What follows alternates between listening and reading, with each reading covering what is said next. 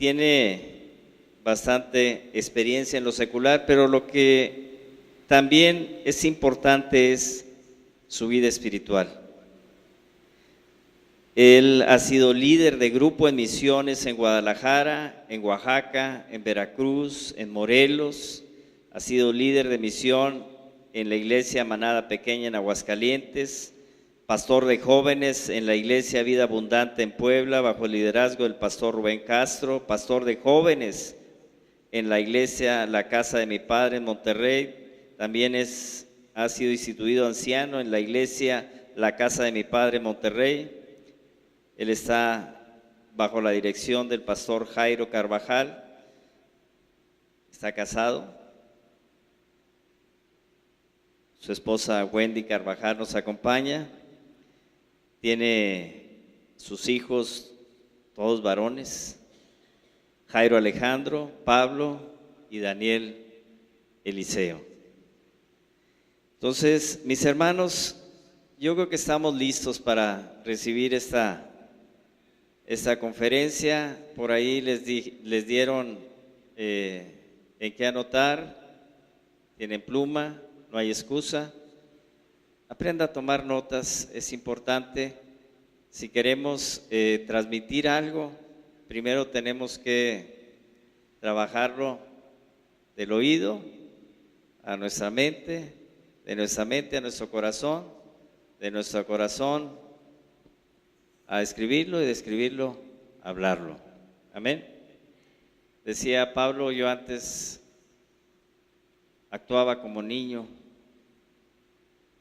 hablaba como niño y pensaba como niño, pero ahora que ya soy grande,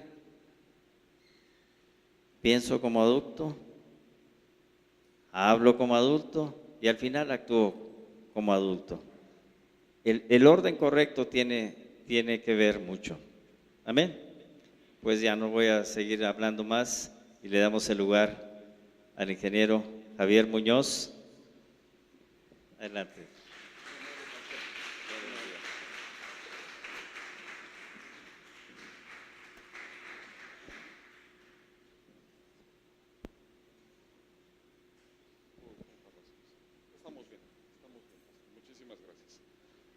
Buenas tardes, buenas noches, queridos hermanos. Gracias por la recepción tan cálida, tan amable y tan entusiasta de parte de esta hermosa iglesia La Red. Tienen unas instalaciones muy lindas, muy cómodas. En realidad somos un pueblo bendecido los cristianos y verdaderamente somos gente que tenemos una provisión de parte de Dios. Así que para mí es un privilegio, Pastor Miguel, muchas gracias, la invitación, su esposa, pastora, muchas gracias por la invitación también a través de Miguel y su esposa, Miguel Hijo Rodríguez. De verdad es un placer para mí el poder estar en esta noche siendo parte de esta celebración y agradezco a Dios por el corazón que puso en cada uno de ustedes del asistir a este lugar. Yo siempre me quedo pensando y digo, cuando llego a un lugar donde soy invitado, me quedo pensando, ¿será que a los hermanos les gustaría que les contara un chiste? ¿Qué piensan, hermanos? ¿Es válido, pastor? Bueno, nada más para que nos quitemos un poquito de lo que venimos del trabajo la semana completa, pues les voy a comentar una historia muy chiquita, muy pequeña, pero muy esperando que su sonrisa aparezca en un momento. Resulta que un pequeño está en una boda y entonces ve el vestido de la novia. ¿Cómo es el vestido de la novia? Hermoso, ¿verdad? ¿Quién está diseñado ese día? Pues para la novia, ¿verdad? La novia es el foco de la atención. Y entonces este pequeño voltea y se le queda viendo y la novia está radiante y está feliz y le pregunta a su mamá: mamá, ¿por qué las novias que están tan felices y se visten de blanco? Y dice la mamá: bueno, ellas se visten de blanco porque hay una alegría total en el corazón. Y se queda así el niño, entonces voltea y ve al novio y dice: ahora ya entiendo por qué se viste el de negro. Espero que les haya gustado, hermanos, pero bueno, esa es la historia, ¿verdad? Quisiera hablar un poquito acerca del gusto que me ha dado laborar por ya 12 años como gerente de librerías Maranata. No es un camino sencillo. Iniciamos esta labor en el año del 2001 y desde entonces llevamos prácticamente 16 años en operación continua en la zona noreste. Nuestro objetivo es la cobertura de toda la República Mexicana y, si es posible, más allá de las fronteras. Sin embargo, nuestro enfoque aquí en Monterrey es cubrir las necesidades de esta hermosa ciudad y todos sus alrededores, el noreste de nuestro país. A lo largo de estos años, cuando yo estaba en la industria, pues estaba muy feliz.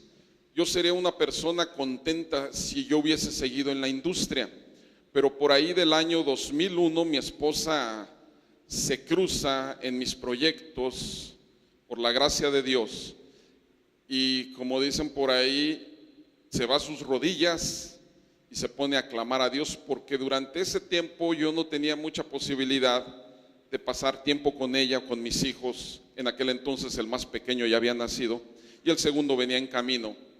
Entonces, lo que se dice en la cúpula y en la parte más alta del éxito empresarial o profesional, porque no sé si han escuchado aquel versículo que dice que de los ingenieros también es el reino de los cielos.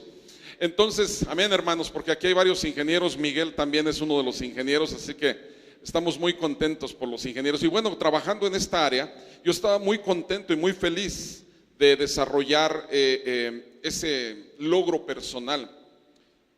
Y estando ya a un paso de la gerencia general de una de las plantas, a lo largo de muchos años de trabajo, mi esposa me dice: no tomes esa posición. Entonces, para mí fue una sorpresa, porque yo dije: espérame, es lo que siempre hemos deseado. Pero me dice: no tomes ese puesto porque estoy casi segura que te voy a perder. Y, hermanos, a eso yo le llamaría en esta noche una decisión visionaria. ¿Has escuchado este término, hermano? A nivel mundial es probable que quienes ocupan posiciones de liderazgo sean cientos de millones de personas, pero solamente una minoría de ellos puede merecer el título de líderes influyentes, líderes comprometidos. Y ese es el tema que hoy tenemos en esta noche. No sé si tenemos la presentación, pero ese es el tema del cual quiero hablarte. Ya te iré comentando qué fue lo que sucedió después de esa decisión visionaria. Estos líderes influyentes usan su influencia para transformar el mundo y la iglesia que los rodea. Dejan tras de ellos un impacto duradero y positivo. Yo quiero decirte que el rastro de tu liderazgo que dejas tras de ti será la trayectoria de tu influencia. Te lo voy a repetir. El rastro que tú como líder vienes dejando tras de ti será la trayectoria de tu influencia. ¿Cuánta gente te está siguiendo? Es el impacto del liderazgo que tú estás desarrollando en medio de la comunidad o en medio del lugar donde tú desarrollas tu servicio. Es una realidad también que el meollo del liderazgo está en la toma de decisiones, y esta se condensa en una ejecución constante de permanentes decisiones. Es decir, los ejecutivos que más dinero ganan son aquellos que toman decisiones. Estas deben ser visionarias, que relacionan directamente entre el aquí y el ahora hacia los objetivos trazados y las aspiraciones más profundas de una empresa, y en este caso a través de un líder. Es decir, las sociedades de nuestro mundo ruegan por un liderazgo en los negocios, ruegan por líderes que traigan influencia a través de la enseñanza. No solamente es impartir una clase, no solamente es enseñar, es influir en el grupo de personas con las cuales te estás relacionando o a quienes estás dirigiendo. Además de ello, hay líderes tan necesarios que ocupamos en medio de la política de los países, y evidentemente en nuestro país hay una necesidad urgente de líderes. Es necesario también tener liderazgo en el hogar. La gran problemática que existe hoy en día en el hogar es cuando el padre no ha tomado el liderazgo que le corresponde y ha dejado que mamá sea quien tome las riendas de algo que a él le corresponde.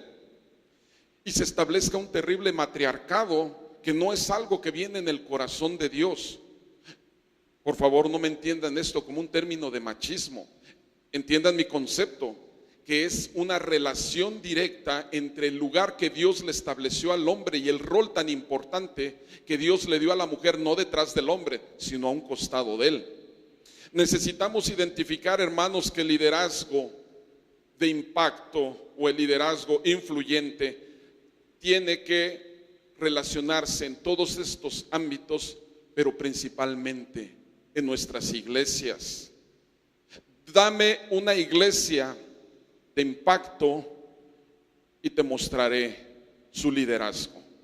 Me alegra mucho que son 16 años con una visión, con ese legado, dejando algo, trazando una línea, mostrando influencias. Tú has escuchado aquel canto que dice: sendas Dios hará donde piensas que no hay. Y yo a lo mejor le agregaría, visionándolo, diría: el Señor las va a hacer a través de sus líderes influyentes. Y ese puede ser tú, y ese debe ser tú. El papel de los cristianos es fundamental. La palabra de Dios nos dice en Ezequiel 22, versículo 30, que el Señor se paró para establecer juicio sobre la tierra. Y dice que buscó entre la gente personas que se pararan en donde, hermanos, en el vallado, y que hicieran frente y que hicieran vallado delante de Dios, buscando la misericordia de Él.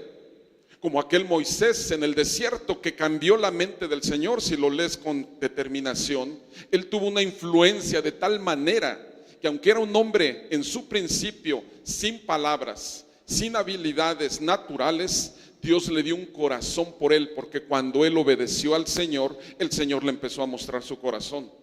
Y esto, hermanos, se ve traducido en una intercesión de un líder influyente que influyó, déjame decirte, el corazón mismo de Dios para que la destrucción no viniera sobre el pueblo de Israel.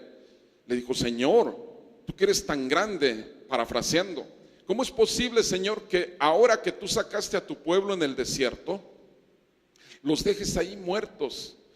Los egipcios y todos los de atrás van a decir: nada más los sacó al desierto para que murieran. Jamás pase esto en tu mente.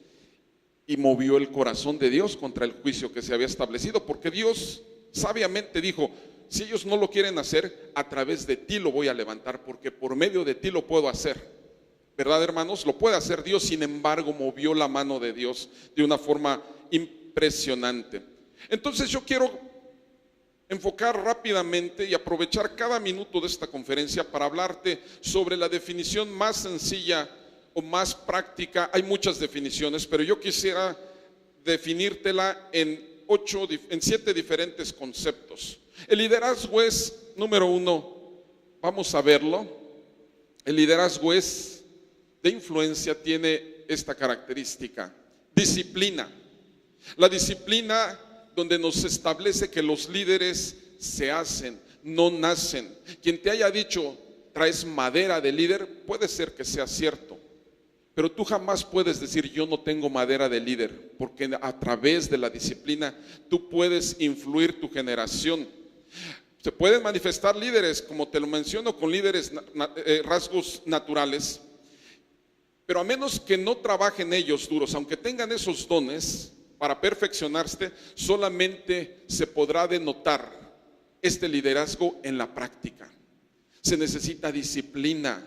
Puede ser la persona con 20 talentos que Dios te ha dado, pero si no los desarrollas, se van a quedar ahí detenidos y el Señor te va a pedir de ellos. Número 2, el liderazgo es un ejercicio deliberado.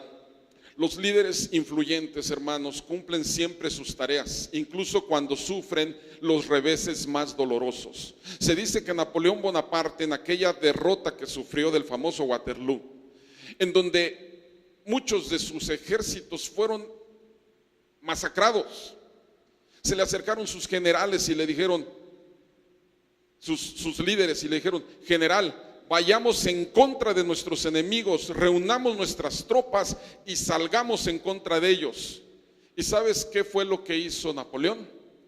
Les dijo: no, queridos líderes, tomemos 48 horas de forma deliberada, un ejercicio deliberado. Aun cuando sufrió los reveses, él no se alocó y no fue movido por sus emociones, sino simple y sencillamente él tomó la decisión, que dicen por ahí, de calmar los ánimos y de pensar un poquito más con la cabeza y no con el corazón. Que en el cristianismo pudiera aplicar de otra forma, pero en realidad fue una decisión de un líder que lo llevó a tener profundas decisiones para que el éxito de su gobierno fuera realizado y fuera nombrado un hombre influyente y un líder conquistador en su época. Asimismo, hermano, tú como líder necesitas tener raíces principalmente espirituales, raíces que te hagan una persona más sólida. Quiero decirte que la mayoría de los líderes en el mundo occidental, según los estudios que hemos investigado, normalmente tienen una característica. Te voy a decir cuál es. Normalmente empiezan sus reuniones de junta con una oración y usualmente los vas a encontrar con una Biblia sobre la mesa de su despacho, sobre su cómoda o incluso sobre su propio escritorio. Esas son las características. Ellos son gente con ejercicio deliberado.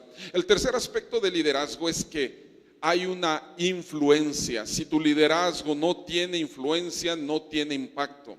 La autoridad de un líder descansa sobre una profunda confianza entre los seguidores. Un buen líder sabe que no le van a llegar por la espalda. Un buen líder confía, tiene una influencia, está convencido de que puede obtener resultados que enriquecerán al mismo liderazgo y enriquecerán al grupo que lleva bajo su dirección. Cuarto aspecto, están dentro de un grupo o comunidad. No hay llaneros solidarios en el liderazgo. No hay gente autónoma que diga yo soy líder porque yo lo digo y yo me voy a guiar. Es verdad, hay que controlar nuestro espíritu, hay que controlar nuestro temperamento, pero siempre el liderazgo de influencia se torna dentro de un grupo o de una comunidad. Puede ser a través de una asociación informal donde tu liderazgo te lleva a hacer una labor social sobre un grupo, o sobre personas que comparten tus propios intereses o tienen tu misma identidad y tienen como propósito común una misma meta. La unidad es algo funcional en el liderazgo, hermanos. Trae propósitos que traen dotes al grupo y que traen metas en común. El liderazgo también tiene guianza hacia objetivos. El número 5. Todos los objetivos deben definirse en una visión del líder y al compromiso de actuar pasando esa visión que se convierte en una misión.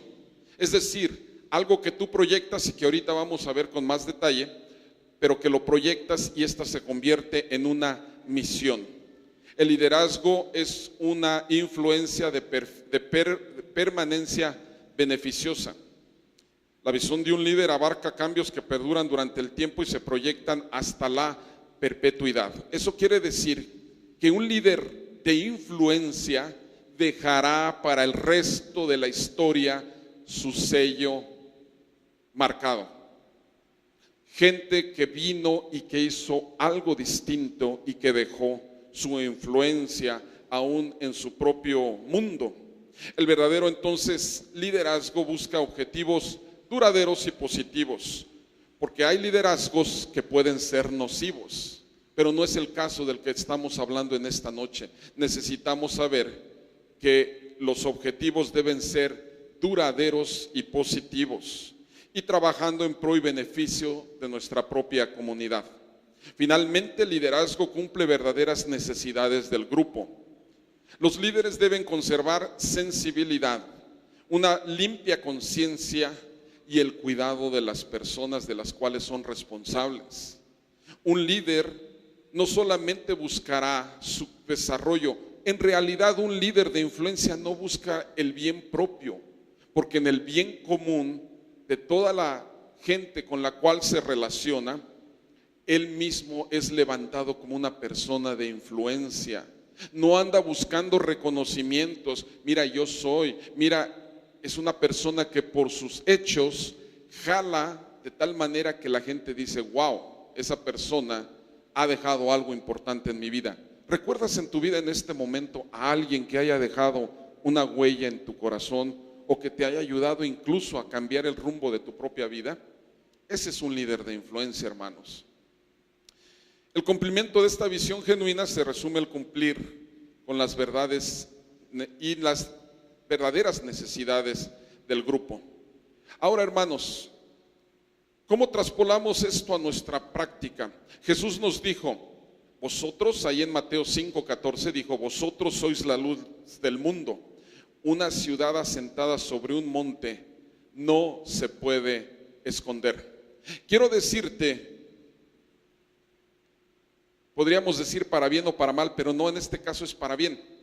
Quiero decirte que cuando Jesús llegó a tu vida, Él inmediatamente te puso una luz y te ha marcado para que tengas influencia en tu entorno. ¿Quieres más pruebas? Ahí tienes Hechos, capítulo 1, versículo 8, donde dijo, y me seréis testigos. Jesús ordenó de forma explícita a cada creyente que la evangelización del mundo ocupa un lugar prioritario y su mandato aplica a todos los creyentes de todas las épocas. No fue para un grupo. Cuando tú lees Hechos 1:8, Dios te está hablando, tú me serás testigo.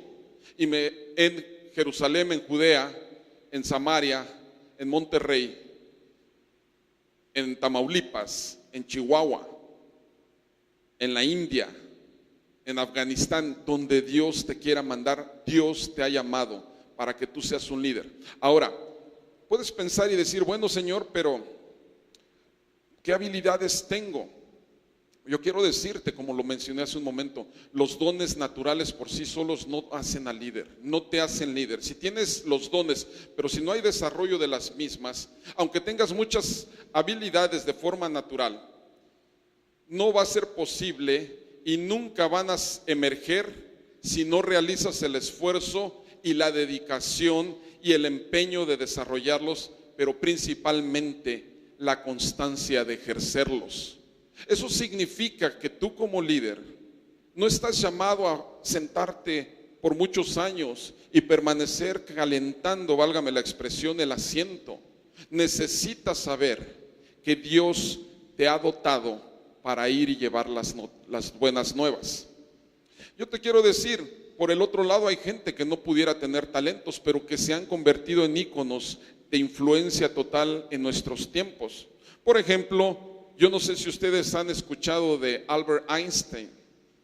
Albert Einstein era un hombre que reprobó 3, 4, 5 veces matemáticas. Era un hombre que no podía. Abraham Lincoln era un hombre que se había postulado y que también tenía una serie de problemas, y George Washington y todos los grandes líderes que puedas recordar. Vámonos a un tiempo más cercano. Tuve el gusto, porque entre mis hijos, como mencionó el pastor, todos varones, tenemos el gusto del fútbol americano, un deporte poquito de mucha dedicación, diría, de poquita dedicación, no, de mucha dedicación. Uno de mis hijos tuvo, y ustedes seguramente lo escucharon hace algunos días, falleció el coach, no me acuerdo de su nombre, yo sé que solamente era el coach biónico. Él era head coach de la Prepa 2 y participó con Auténticos Tigres. Mi hijo lo conoció lo que va del año y me dice, lo sentía tan bueno como tu papá. Le digo, bueno, pues qué bueno que tengas ese concepto de mí. Pero este hombre, a su muerte, empezaron a salir muchas cosas, pero todas buenas. Un hombre que físicamente tenía una disfunción en su brazo derecho y que toda su vida trabajó con el izquierdo. Un hombre que fue abandonado por su madre y por su padre. Un hombre que creció en orfanatos y en casas de asistencia, que se abrió camino a través de diferentes situaciones y que hoy en día literalmente ayudaba de forma anónima a más de 7, 8 estudiantes de su propio equipo, proveyéndoles para los camiones, proveyéndoles para su alimentación, proveyéndoles también para las necesidades propias de la escuela. Y entonces uno dice, wow, ese hombre que aparentemente tenía limitantes, ha hecho campeones a muchos jóvenes, ha influenciado a tantas personas. Hoy en día muchos profesionistas están agradecidos con este hombre. Imagínense, este hombre de forma natural lo hizo. Nosotros como cristianos, ¿qué llamado tenemos, hermanos? Nuestro llamado es mucho más alto a lo que podamos imaginar. En resumen, hermanos, yo quiero decirte, el mundo necesita líderes de impacto. Hoy en día hay demasiadas personas que ocupan posiciones de un aparente liderazgo, que lo consideran como una habilidad técnica y no como una disciplina enraizada en la fe y en la transformación del carácter a través de disciplinas espirituales. Eso significa tus disciplinas espirituales, tú sabes cuáles son, ¿verdad? Leer la Biblia, orar a Dios, ayudar a los necesitados, congregarte y no dejar de congregarte como algunos tienen por costumbre. Son varias disciplinas que necesitamos desarrollar como fundamento básico, y de ahí Dios va a catapultar una enseñanza maravillosa. Una de las cosas más hermosas que he aprendido en mi vida cristiana, después de aproximadamente 28 años de ser cristiano, fue apenas hace 2 o 3 años cuando escuché a un pastor que venía de la India. Su nombre es Joel Onésimos, y él dijo: hoy en día les voy a declarar un secreto maravilloso que probablemente nunca habías imaginado. ¿Quieres conocer el corazón de Dios? Y entonces todos, sí. Y él dijo: te voy a dar el secreto. Y todos estaban listos para anotar. Estamos listos para anotar. Y dijo: adóralo con todo tu corazón. Y te quedas esperando. Y pues todos los días lo adoro, todos los días le canto. Cuando vengo a la iglesia le canto. Bueno, él mencionó cómo aquel Lucifer era el músico que estaba delante del Señor todo el tiempo. ¿Y sabes qué pasó con Lucifer? Él tenía tal posición y era un hombre, era un músico maravilloso que todo el tiempo estaba adorando a Dios. ¿Y sabes qué sucede cuando tú adoras a Dios? Dios te empieza a mostrar su corazón. ¿Y qué vio en el corazón de Dios? En el corazón de Dios vio al Hijo, vio a Jesucristo. Y siguió adorando a Dios y decía: wow, ¿qué es esto? Y seguía adorando a Dios.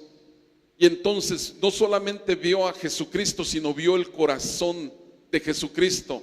¿Y qué había en el corazón de Jesucristo? Estabas tú, la iglesia. Esa es una de las revelaciones más maravillosas que yo he recibido, y quizá tú la has escuchado 20 veces, pero para mí impactó durísimo mi corazón, porque en medida en que adoramos a Dios con todo nuestro corazón, el Señor se place en revelar su corazón para tu vida. Entonces, hermano, las disciplinas espirituales son fundamentales para el desarrollo de nuestro crecimiento espiritual. El liderazgo es algo que tú haces. La historia juzgará el éxito o el fracaso de tu carrera, el éxito o el fracaso de tu servicio, el éxito o el fracaso de tu pastorado, en función de la calidad de las decisiones que hayas tomado. El liderazgo, hermanos, es importantísimo. Ahora, hermano, quiero entrar directamente sobre un aspecto general, y quisiera, pasándome estos próximos minutos, perdón, pastor, ¿cuál es mi tiempo límite? ¿Estamos bien? Vamos bien en tiempo, ok. Quisiera pasar los siguientes minutos hablándote sobre la visión. ¿Qué es la visión? No te quiero hablar de conceptos de el propósito y el poder de la visión de este autor famoso que murió en las Bahamas. ¿Alguien lo recuerda? Se me fue el nombre, lo tenía en la punta de la lengua. Miles Monroe. No quiero hablarte de eso, aunque él habla mucho. Él dedica prácticamente todos sus libros sobre el poder de la visión. Yo quiero hablarte sobre un poquito la visión. Si no tienes visión, sin visión el pueblo perece. El pueblo permanece cuando hay una visión clara, hermanos. El liderazgo nace cuando surge una visión. La falta de visión da como resultado diferentes aspectos que hoy en día nuestra iglesia está siendo atacada. Trae letargo, trae confusión. Escuchas aquí, escuchas acá y que se va a acabar el mundo y que esto y lo otro. Yo te diría, deja de oír eso, ponte a leer lo que dice la Escritura. Cuando eres enseñado, medítalo contra la palabra, corrobóralo y di que esto es lo que dice la Escritura. Hoy en día andamos corriendo por todos lados escuchando de las teologías de la prosperidad y yo no tengo nada en contra de ellas.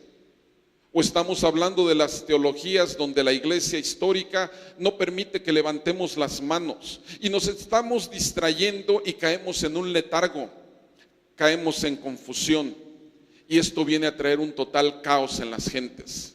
El pueblo sin conocimiento, hermanos, perece. El pueblo que no conoce a su Señor no tiene dirección.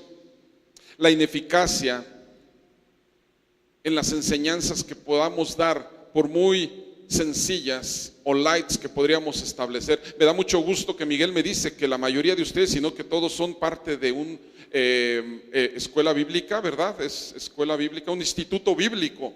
Eso es bueno, hermanos, no para que llenes tu cabeza de conocimientos, sino para que no te quedes solamente con los conceptos de que amémonos unos a otros y ya con eso la hicimos completamente. Y a veces en ese concepto nos quedamos y muchas iglesias ruelan en ese concepto de tal manera que llega a ser ineficacia la que se está dando. No los estoy criticando, solamente estoy hablando lo que la Biblia nos está hablando.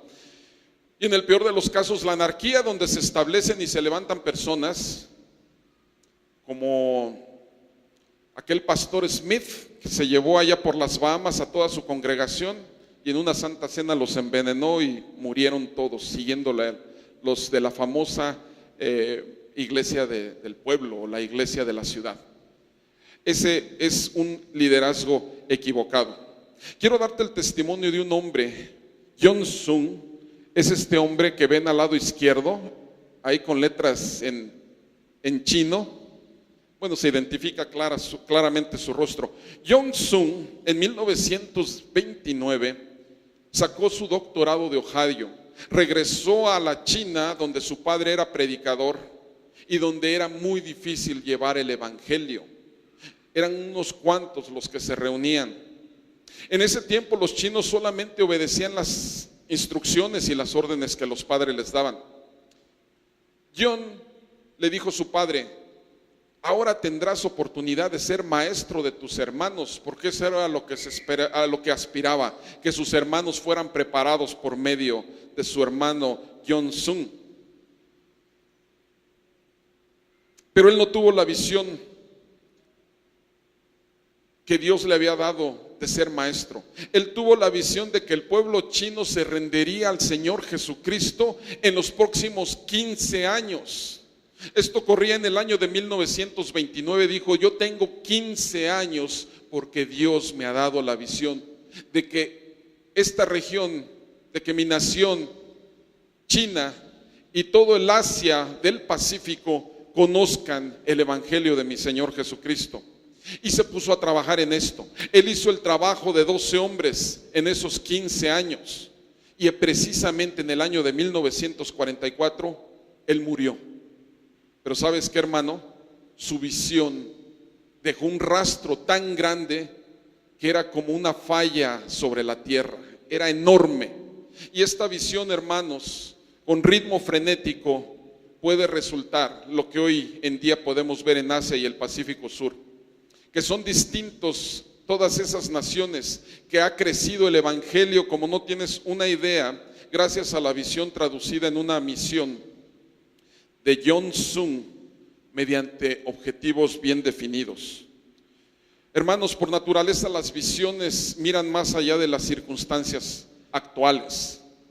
Llegas y dices: voy a vender zapatos en una aldea donde la gente no usa. Pareciera que tu fracaso está asegurado, ¿no? Eso mismo le pasó a Henry Ford, que lo vemos en la segunda foto. Él tuvo una visión de que todas las familias de los Estados Unidos tuvieran su propio automóvil en una época en que la gente le asustaba ese nuevo invento. Decían: ¿qué es esa cosa del diablo? Que se aleje. Y hoy en día, hermanos, el auto se ha convertido en una necesidad básica. Ustedes conocen al otro hombre, Mahatma Gandhi. Tuvo la visión de una India libre e independiente en un tiempo donde eran gobernados por los británicos. Y lo logró, ¿sabes qué, hermano? Sin un solo disparo, sin matar una sola persona. William Wilberforce tuvo la visión de la abolición de la esclavitud en los Estados Unidos en un momento en que los esclavos eran productos rentables en el comercio internacional, hermanos. Todos estos líderes tenían una imagen clara de aquello en que se convertiría su grupo o su sociedad, o la gente que tenían influencia, y que esto daría como resultado una influencia que transformaría no solamente su grupo, sino su propia nación. Dice la Escritura que las visiones son dignas y son un don de Dios. Si alguien me puede ayudar, por favor, leyendo capítulo 1, versículo 17 de Santiago, si alguien lo puede leer rápidamente para tomar esta referencia. ¿Ya lo tiene alguien?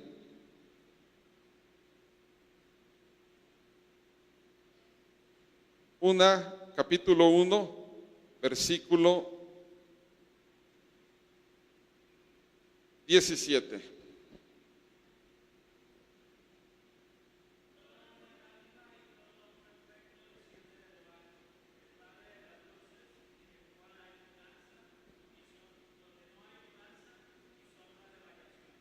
Es correcto. Definitivamente que todo don perfecto, toda visión, todo aspecto bueno proviene de Dios. Creemos que Dios influye solamente en nuestras visiones, misiones, ¿verdad, hermanos? En nuestras visiones y misiones espirituales.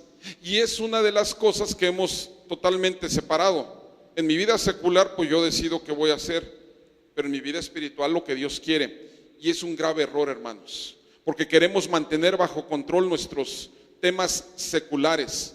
Yo quiero decirte que no importa cuál es el tema o la situación en la que tú te encuentres, Dios establece visiones, misiones y metas en tu vida secular y en tu vida espiritual. Dios es la fuente de todas las visiones que puedan ser llamadas dignas, y no importa cuáles sean estos aspectos, hermanos. Yo quiero invitarte a que tú en tu vida decidas no en lo que tú piensas que es mejor, o en el carro que más te gusta, o en la casa donde quieres vivir. Enfócate en relación a esto y ponte serio con Dios y dile: Señor, quiero adquirir esto, cuento con esto. Señor, ¿qué es lo que tú me quieres dar? Y a veces eso nos librará de deudas y de compromisos para los próximos 20 años de nuestras propias vidas, donde estamos vendidos a un banco, donde estamos recibiendo nuestros recursos y todo es para ir pagándolo. Necesitamos definir todo esto.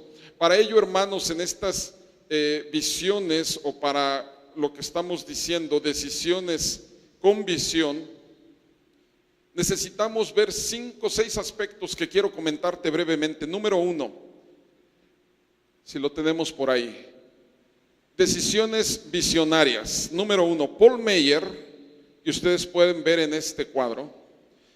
Como te dije, la siguiente sección son puros testimonios. Este hombre empezó su vida y su vida laboral sin un solo dólar. A los 25 años ya era un millonario. Levantó la agencia de seguros más grande del mundo y no había nada que demostrar porque era un hombre exitoso. A sus 25 años ya había logrado reunir unos cuantos millones de dólares, lo cual le daría la comodidad de decir: ya estoy listo. Sin embargo, un amigo que lo conocía de cerca le puso un reto: ¿sabes qué? Yo te conozco y veo algo en ti. Tú eres más feliz cuando ayudas a otros a alcanzar sus verdaderos potenciales. Cuando Meyer se queda escuchándolo, algo le impacta internamente. Quiero decirte que era un hombre creyente. Él capta la visión de motivar a otros y ¿sabes qué? Toma una decisión tremenda, una decisión temeraria.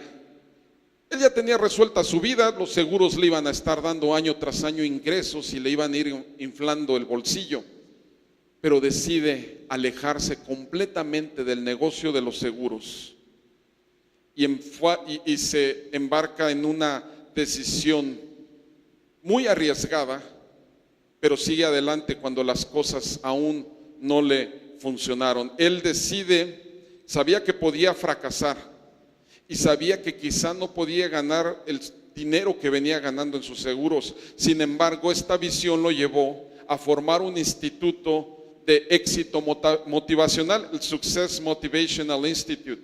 Y él desarrolló este instituto de tal manera que empezó a influenciar a muchas personas en diferentes empresas, no solamente en su país, sino a miles de personas en más de 75 países. Su éxito fue mayor de lo que los seguros le daban, pero fue un hombre que tuvo una visión clara, fue un ardor interno. Yo te quiero preguntar, ¿qué es aquello que aquí te está ardiendo como un fuego? Yo te quiero decir uno de mis fuegos que tengo.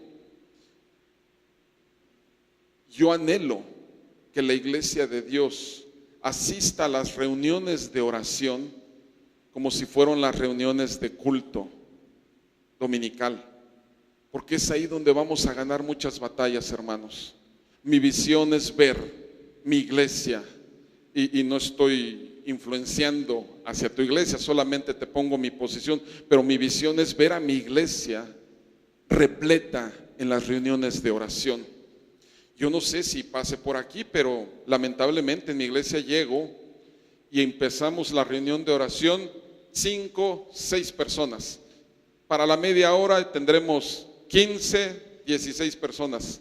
Para el final de la oración 18, 20 personas.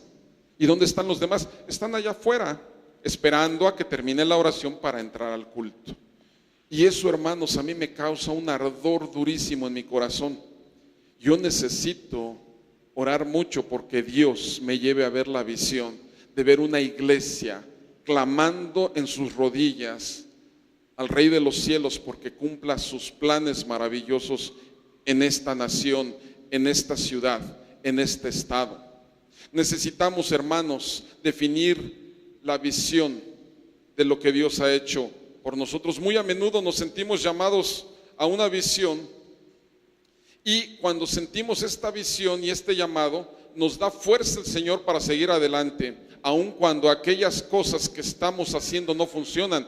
Eso me ha desmotivado a decir, ya nadie viene a la oración, me voy. No, hermano, yo sigo, estaré fiel. Me platicaba con uno de los líderes y el pastor y decía, oye, ¿qué está pasando en la reunión de oración? Y de momento te quedas pensando y dices, ¿será que no la estoy desarrollando bien? Y mi pensamiento me puse delante del Señor y Dios me llevó a pensar, la oración es platicar conmigo. No tienes que buscarle demasiados conceptos. Puedes orar por la nación, por los presidentes, los gobernantes, nuestras autoridades, los pastores, los huérfanos, los pobres, las viudas. Puedes orar por la delincuencia, por la inseguridad. Puedes orar por 1000 situaciones, pero Dios quiere que le clames a Él. Entonces Dios me dio esa certeza. Entonces, hermano, yo estoy muy definido en mi visión sobre lo que representa la oración. Segundo aspecto que quiero compartirte: define tu visión en función de la necesidad inmediata. No esperes que pasen 20 años para definir tu visión. Hay necesidades inmediatas. El siguiente hombre es Gustave Dutoit.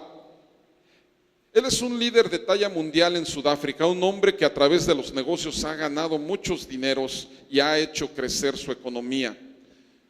Él creó una fundación en ayuda a enfermos de SIDA en Sudáfrica, y a pesar de las adversidades que se han presentado a lo largo de los años, en uno solo de los meses cuidó a 344 pacientes y servía 48,000 comidas al mes para pequeños que habían sido abusados. En realidad había mucha necesidad y había mucho daño, pero este hombre siguió haciéndolo, y quiero decirte, su testimonio puede seguir, es largo. Sin embargo, Dios lo bendijo, hermanos, y su empresa siguió creciendo.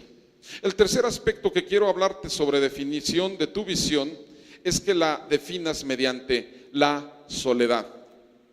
Este hombre se llama Cecil B. Day Sr. y ahorita que te platique lo vas a identificar.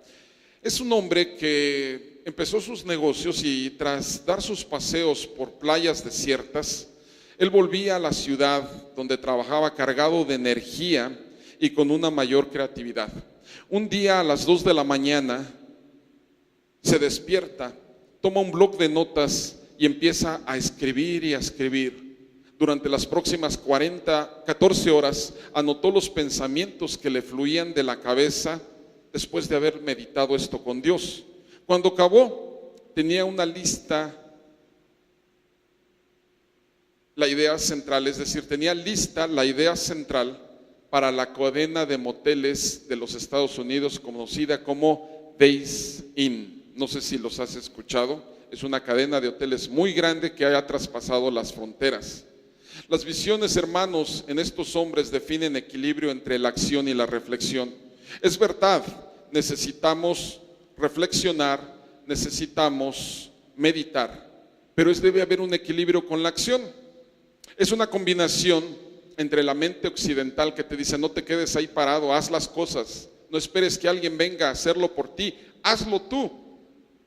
Mientras que los orientales dicen: no hagas nada, limítate a reflexionar y a quedarte ahí tranquilo, a tener un encuentro contigo mismo.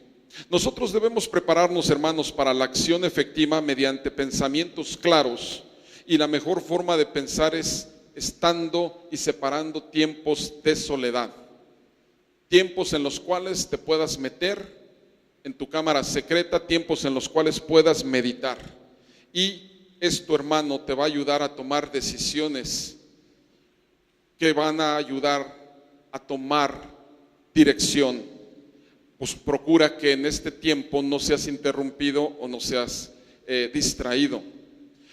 Quiero decirte que a lo largo de la vida, cuando tú tomas esta serie de prácticas, vas a darte cuenta que van a venir sucesos imprevistos. A los líderes vendrá gente que les dirá: oiga, hermano, tengo esta situación, ¿qué hago? Y escuchaba, por ejemplo, un pastor que lo hacía muy práctica y decía: déjame orar y te digo. Y ese consejo podía tardar meses y hasta incluso años. Cuando tú tomas esta ventaja de tomar tiempo con Dios, de reflexión, de meditación, reflexionas y deliberas en tu mente y empiezas a desarrollar qué es lo que Dios quiere para tu vida. Pasas un tiempo regularmente a solas y esto te traerá grandes beneficios, hermano. Esto es un ejemplo que le sucedió a uno de los líderes de talla mundial cristiano, el pastor John Edmund Haggai. Él fue una ocasión a una conferencia en Panamá, y mientras estaba hablando de los conceptos de tomar tiempos en soledad para meditar, para reflexionar, para orar a Dios, viene la sesión de preguntas. Y entonces se levanta una mujer y le dice: todo eso suena bonito, pero usted se enfrenta a una situación, como es mi caso, que va a afectar a millones de personas inocentes con un gasto de millones de dólares, con un dinero que no es de mi propiedad. Pero solamente tengo unos minutos para tomar la decisión.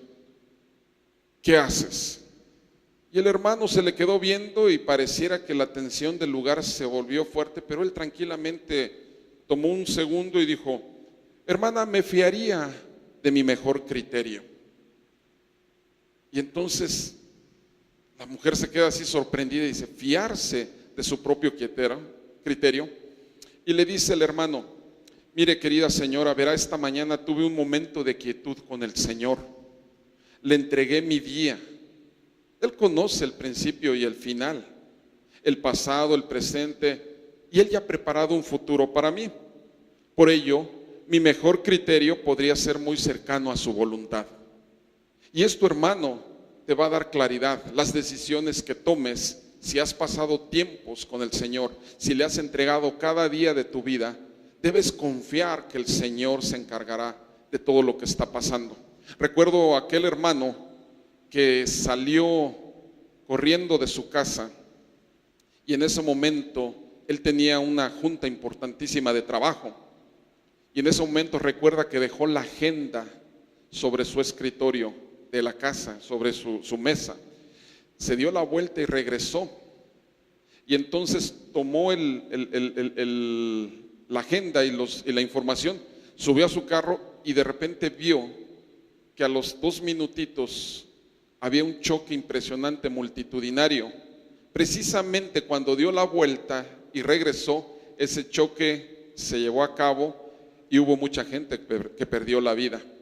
Y él pensó y dijo, definitivamente Dios está al cuidado de mí, porque yo pude haber sido parte de esas víctimas, donde esos trailers abarcan y llevan 7, 8, 10 carros en un choque multitudinario.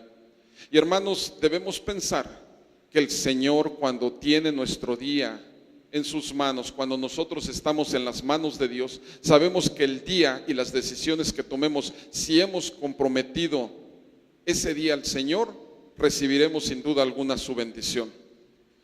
Cuarto aspecto, hermano, y me voy ya rápido con esto. Defina su visión mediante la disciplina de escribir. Anotar las cosas en un bloc de notas es mucho más que una ayuda para la memoria. Dicen que la mejor memoria, ¿cuál es, hermanos?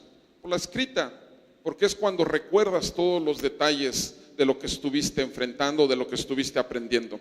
Peter y Mary Loren usaron el método de anotar todo lo que les aportaría las pautas para conseguir el negocio de sus sueños.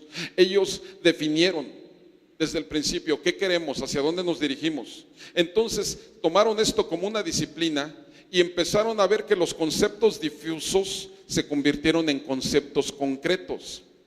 De lo nublado que pudiera haber estado, empezaron a darse cuenta que fueron más concretos en su forma de hacer. Yo te quiero mencionar 8 aspectos, podrían haber más, pero el uso de la escritura tiene 8 puntos principales que quiero compartirte. Número 1, la escritura es provechosa y requiere soledad completa y práctica regular. Si no eres una persona que escribe, difícilmente podrás acomodar tus ideas. Tendrás 20 proyectos, tendrás 10 visiones, pero si no las acomodas y si no las empiezas a poner por escrito y le empiezas a dar un formato para tener claridad de ellas, difícilmente tendrás una certeza de lo que vas a hacer. Número 2, una de las técnicas maravillosas es la lectura. Sabes que la lectura te da habilidades en tu forma de expresión y en tu forma de acomodar tus ideas. Leer y leer 100 páginas de diferentes ideas que puedas tener.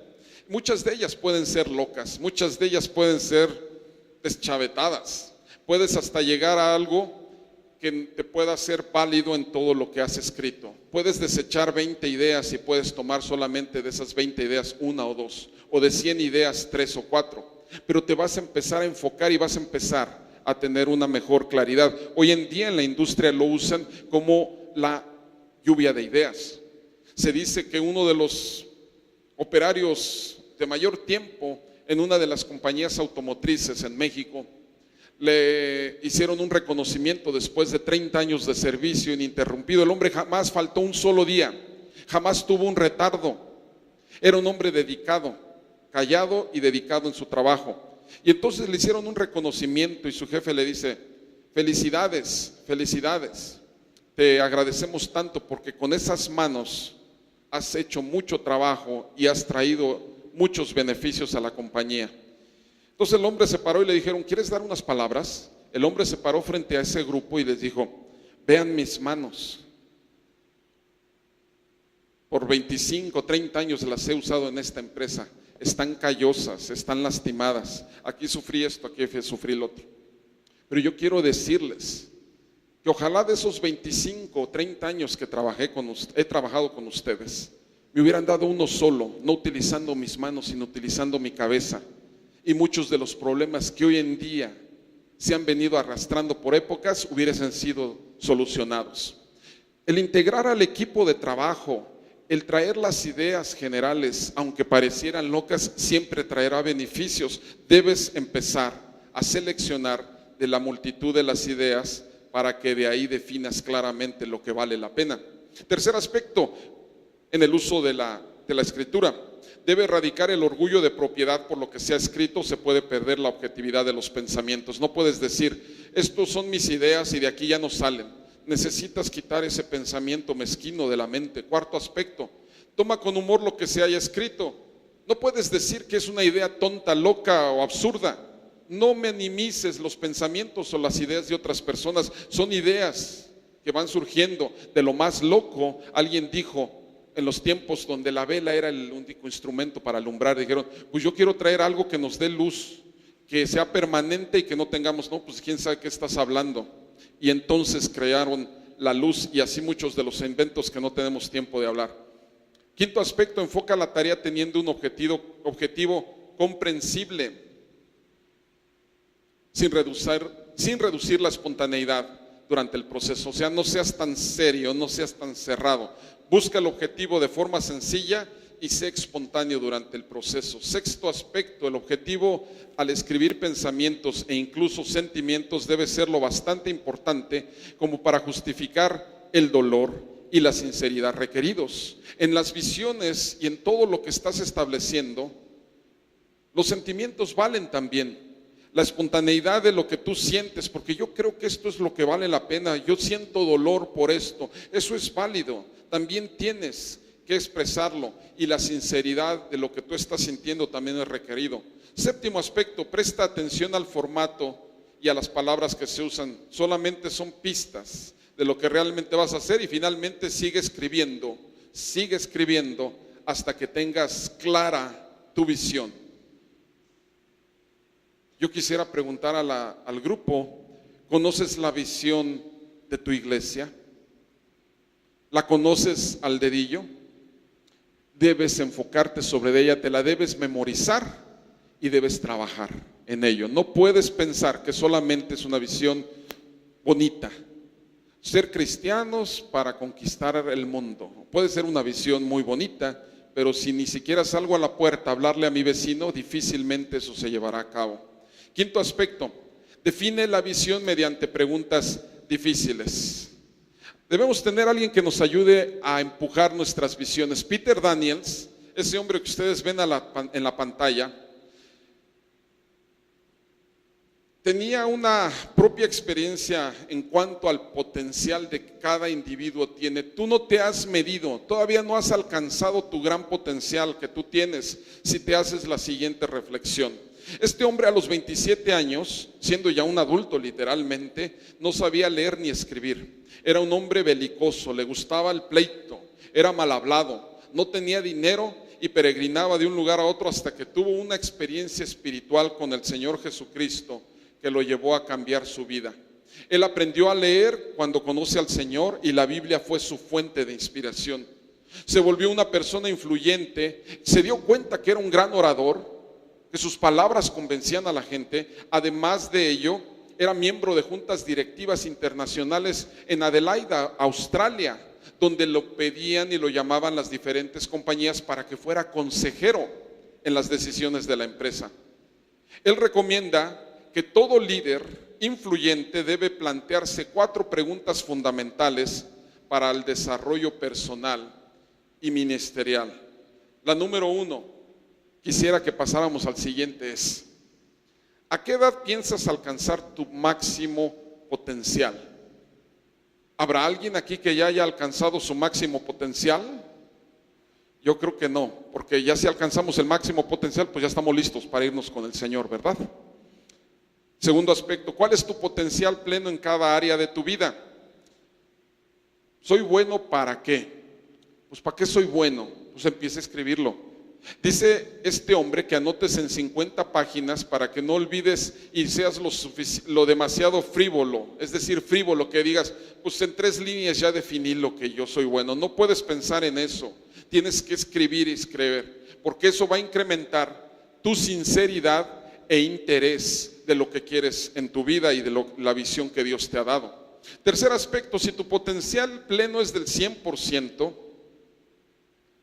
¿qué porcentaje consideras que estás aprovechando? A ver, vamos a plantear esta pregunta.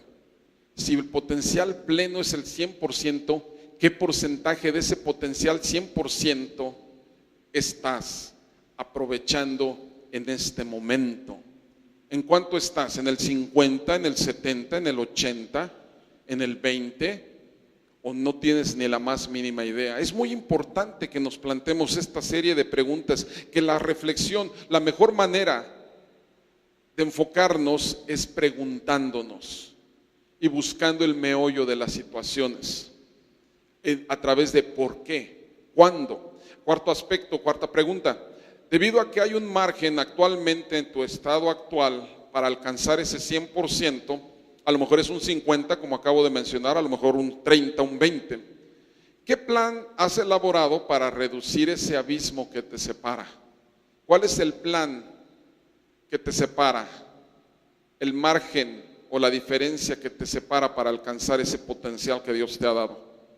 Y la más importante de las preguntas, ¿cuándo lo vas a cumplir? Cuando respondes estas preguntas de forma plena y honesta, no se las tienes que enseñar, no las tienes que traer aquí, pero cuando lo respondes de forma plena y honesta, va a surgir en ti una imagen clara de las circunstancias e identificarás lo que has hecho, lo que no has hecho y de lo que de forma arbitraria has dejado de hacer. Porque muchas cosas que debimos haber hecho ya no las hemos hecho. Y a todos nos pasa. Ay, quería pintar la casa, pero ya se fueron 2 años desde que tuve ese deseo. Cosas muy prácticas, necesitamos alcanzar todo lo que nos proponemos. Sexto aspecto, defina su visión mediante un mandato o el mandato divino. Si Dios a ti te toma lo suficientemente serio para confiarte una visión, entonces es lógico que tú tomes con seriedad lo que Dios quiere de ti. Te lo voy a decir nuevamente, si Dios toma de forma muy seria el confiarte una visión, es indispensable que tú también tomes con seriedad las cosas que Él te ha dado para esa visión. No se puede aislar el liderazgo. Si quieres ser un líder, no lo puedes aislar de la visión. La visión y el liderazgo van reunidos. Si un líder tiene una visión pero no toma en serio su potencial, la visión lamentablemente morirá. ¿Sí, hermano? Si estás consciente que tienes una visión pero no tomas en cuenta que tienes el potencial para hacerla, esa visión eventualmente va a ser como una flor que se va a marchitar y se va a ir cayendo. La clave que podemos tener en este concepto es tu potencial. Dios te ha dotado de un potencial para realizar la obra. No es demasiado pequeño lo que tú tienes, no es demasiada grande la visión. Dios te ha dotado de elementos para que tú la puedas lograr, y eso va a definir tu liderazgo, el éxito o el fracaso del mismo. Tendrás que aprender definitivamente, si lo quieres hacer, nuevas habilidades.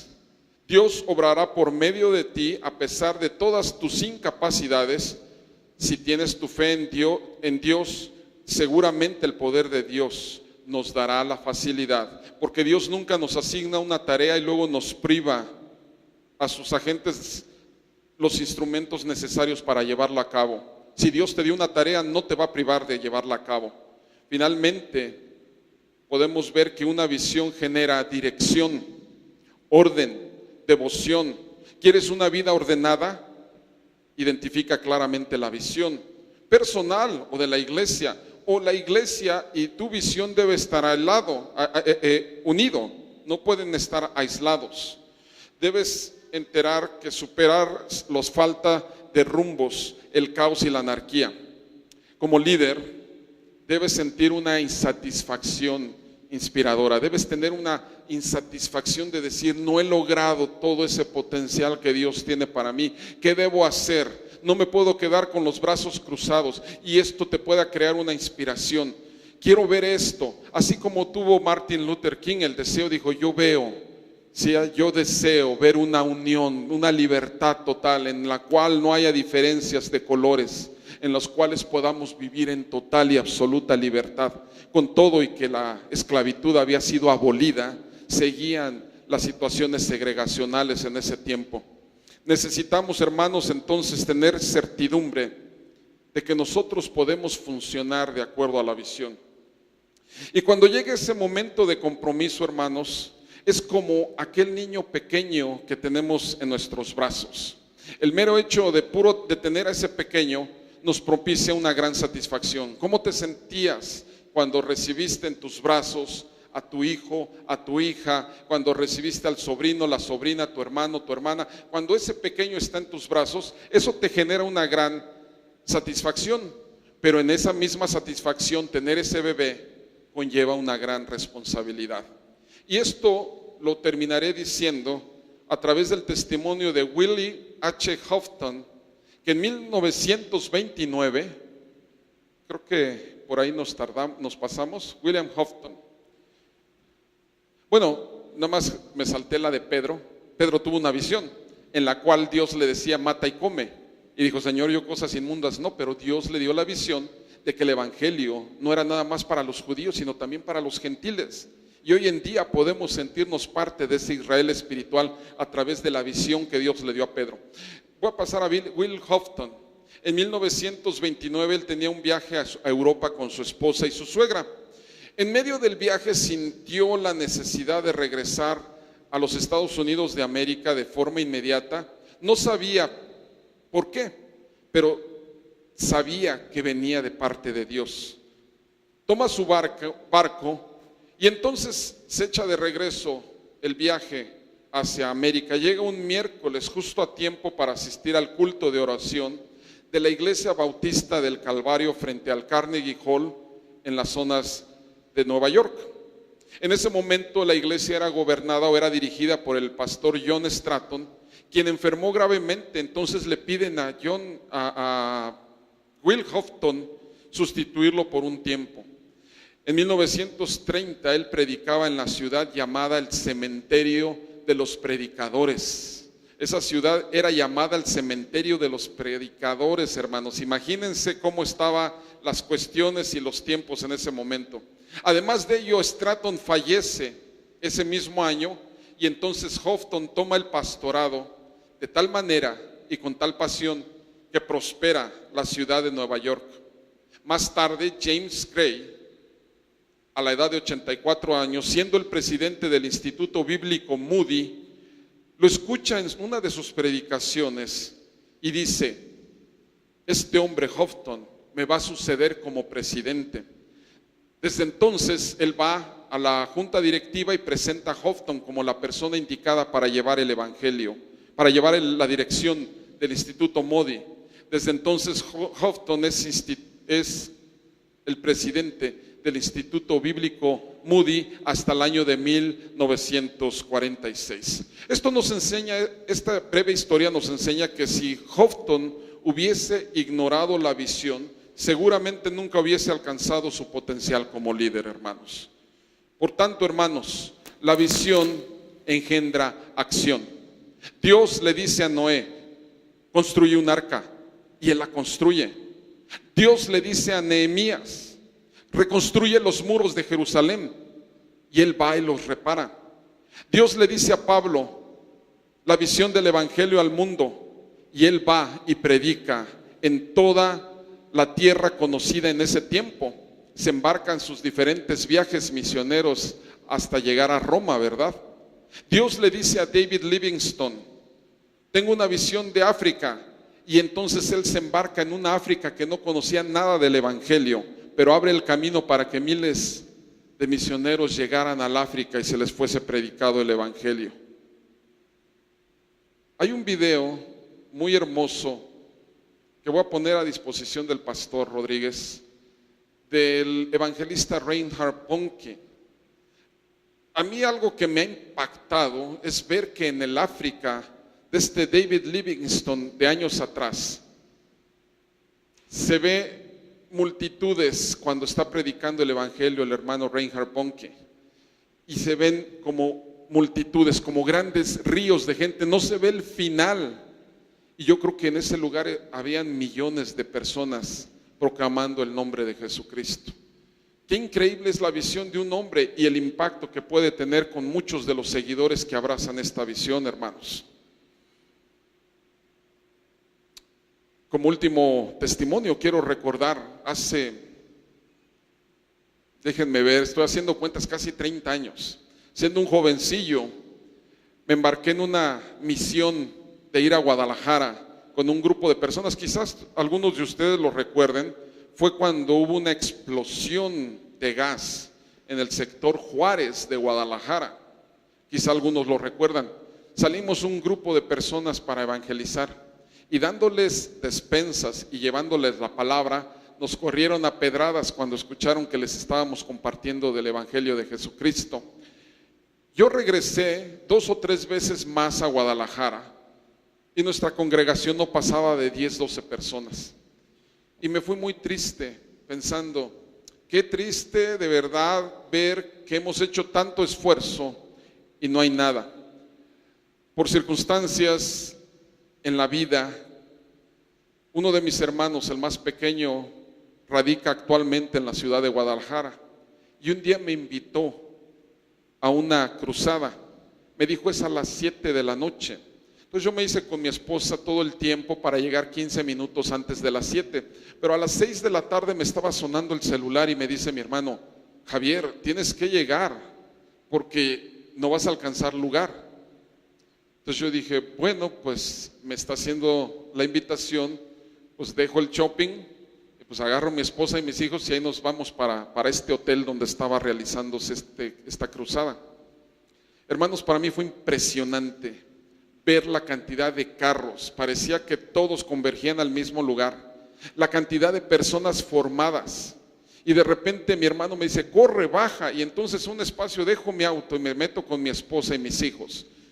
Y a la distancia veo a mi cuñada y nos jala del brazo y nos mete entre multitudes de personas y nos dice, aquí está su lugar. Era una campaña evangelística donde compartía el pastor Chris Méndez, que actualmente labora para Hilson Latinoamérica. Y atrás de él yo me siento y entonces yo volteo y veo todo eso, estaba impactado y no hubo otra cosa más que lágrimas en mi corazón y en mis ojos de ver quizá 20, 25 años después que esa ciudad se estaba rindiendo a los pies de Jesucristo. Nunca subestimes la visión que Dios te ha dado. Nunca pienses que eso no va a suceder, estarías equivocándote. La mayoría de las visiones requieren un precio que pagar. Es el momento del compromiso y debes pagar ese precio. Las visiones sin duda alguna tienen consecuencias. Para seguir y alcanzar tu visión es posible que tengas que sufrir por ella, pero ¿no acaso estamos conscientes que por el Evangelio vale la pena sufrir, esperando una respuesta y una recompensa de parte de Dios, no en esta tierra, sino en aquel lugar donde Él nos tiene preparado una morada? ¿No vale la pena entonces embarcarnos en esta visión? Porque la mayoría de las visiones no te van a poner delante, detrás, un equipo de asesinos que te esté pisando los talones.